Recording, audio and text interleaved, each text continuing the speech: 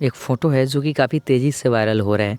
उस फ़ोटो में आप सब साफ-साफ देख सकते हैं पवन सिंह बैठे हैं और पवन सिंह के पीछे बादशाह बैठे हैं। वहीं बादशाह जो खेसारी लाल यादव के साथ पानी पानी गाने में नजर आए थे, कुछ अपने अंदाज में खेसारी लाल यादव के पानी पानी गाने में अपना रैप दिए थे। पवन सिंह के साथ जो उनका फ़ोटो वायरल हो रहा है, काफ़ी सारे लोगों के मन में कन्फ्यूज़न है कि भाई क्या कुछ नया होने वाला है। तो आज की इस वीडियो में आप सबको बताने वाले हैं इसी फ़ोटो से रिलेटेड बहुत सारी बातें। हमेशा की तरह वीडियो को लाइक शेयर सब्सक्राइब करना ना भूलें।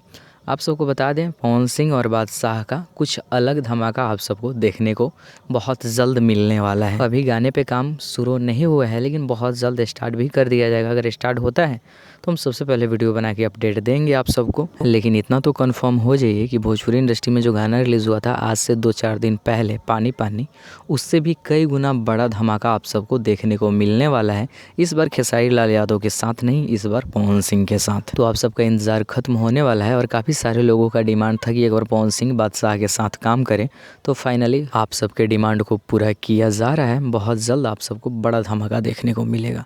बाकी बहुत सारा अपडेट आने वाला है, चैनल पर अपलोड करेंगे, सब्सक्राइब ज़रूर कर लें।